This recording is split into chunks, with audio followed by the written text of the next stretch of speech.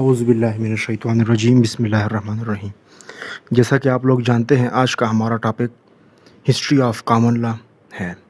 اس میں ہم اس کے مختلف پوائنٹس پڑھیں گے کہ اس کا اوریجن کیا ہے، اسے کیوں کامن لا کہتے ہیں، کون کون سے ممالک ہیں جہاں پر یہ اپلیکیبل ہے، اور اس کا انٹروڈکشن کیا ہے، اس کے بعد اس کی امپورٹنٹ فیچرز کیا ہے، اور اس کا مین پرنسپل کیا ہے۔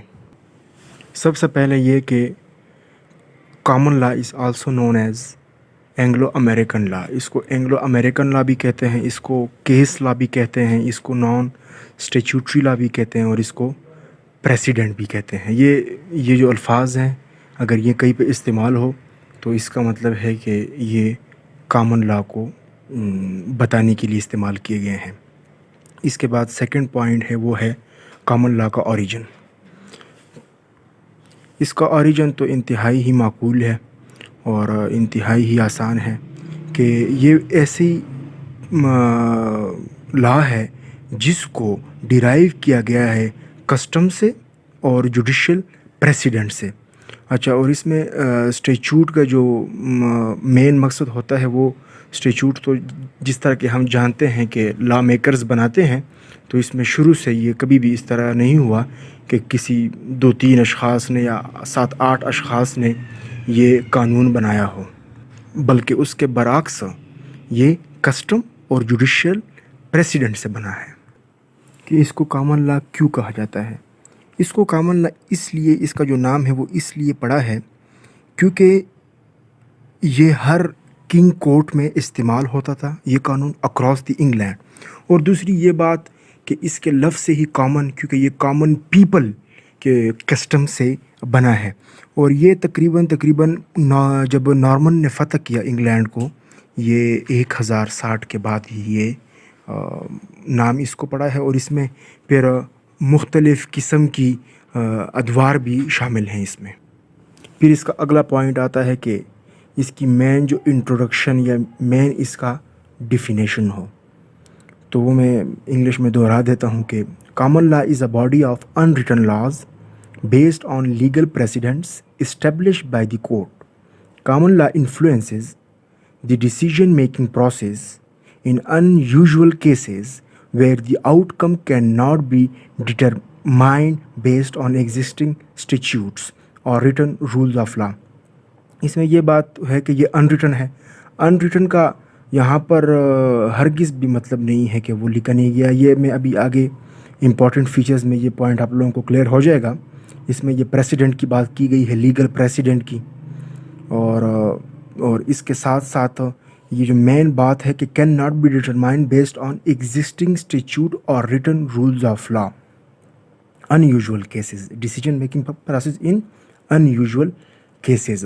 کیونکہ اس میں پھر ہم یہ قانون کو سیاہ نہیں مانتے، یہ پھر پریسیڈنٹ کو مانتے ہیں۔ اگلا پوائنٹ ہے اس کا، وہ ہے امپورٹنٹ فیچرز۔ اس میں میں نے 2 پوائنٹ پک کیے ہیں، ایک پریسیڈنٹ، کہ آپ لوگوں کو بتاؤں کہ پریسیڈنٹ کیا ہے، کیونکہ یہ بار بار کامن لا میں آئے گا، اور دوسرا ہے ان ریٹن لا۔ یہ 2 پوائنٹس بار بار آگے بھی جب ہم کبھی بھی کامن لا کے بارے میں بات کریں گے تو یہ 2 پوائنٹ ضرور آئیں گے۔ پریسیڈنٹ کا مطلب ہوتا ہے حالیہ فیصلے، جو کہ کوئی بھی کورٹ جب کسی کیس کی ڈگری کرتی ہے تو اس کو ریکارڈ میں رکھا جاتا ہے، کچھ فیصلوں کو پبلش کیا جاتا ہے، کچھ کو نہیں کیا جاتا۔ وہ جن کو کیا جاتا ہے وہ پہلے اس نوعیت کے کیسز نہیں ہوتے یا امپورٹنٹ کیسز ہوتے، جن کو نہیں کیا جاتا وہ دہرائے جاتے ہیں اس وجہ سے۔ تو اس میں سے پریسیڈنٹ کا مطلب تو آپ کو یہاں پہ پتہ، اور اس کی جو دوسری پوائنٹ ہے وہ یہ ہے کہ یہ بائنڈنگ ہوتے ہیں لوور کورٹس پہ۔ اگر سپریم کورٹ کوئی فیصلہ دے تو وہ بائنڈنگ ہے ہائی کورٹ پہ، اگر ہائی کورٹ کوئی فیصلہ دے تو وہ بائنڈنگ ہے لوور کورٹس پہ، سیشن کورٹ پہ یا سول کورٹ پہ۔ اگلا پوائنٹ ہے وہ ہے in written law.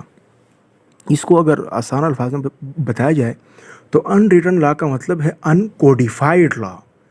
In written کا مطلب یہ نہیں ہے کہ ان کو سب لوگوں نے زبانی ازبر یاد کیا ہوا ہے، نہیں، اس کا ہرگز یہ مطلب نہیں ہے۔ انکوڈیفائڈ ہے، اس کو ایک جگہ پہ اس کی کوڈیفیکیشن نہیں کی گئی، اس کو ایک کتابچہ نہیں بنایا گیا. وہ مختلف چیزیں ہیں، ان کے مختلف ایکٹ ہیں، مختلف چیزیں ہیں. جس طرح ہم نے آئین بنایا ہوا ہے ایک کتاب کی شکل میں، تو انہوں نے اس طرح کا نہیں اس کو ایک جگہ پہ کوڈیفائڈ نہیں کیا ہوا ہے، وہ لکھا ہوا. آپ لوگوں کو ان چیزوں پہ زیادہ غور کرنا ہوتا ہے، کیونکہ یہ انسان کو پھر اس جگہ پہ کنفیوز کر دیتی ہیں. اس کے بعد اگلا پوائنٹ ہے پرنسپل آف کامن لا، کہ مین جو پرنسپل ہے وہ کامن لا کا کیا ہے.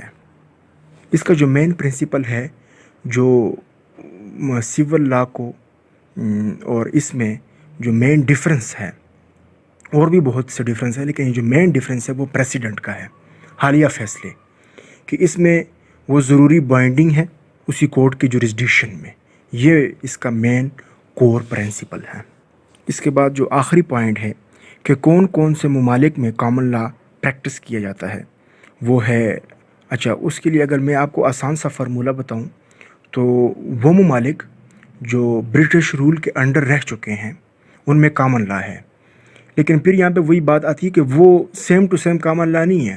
فار ایگزامپل ابھی پاکستان میں ابھی مکسڈ لیگل سسٹم ہے، کامن لا بھی ہے، اسلامک لا بھی ہے. تو وہی ہمارا انگلینڈ والا ابھی لا نہیں ہے.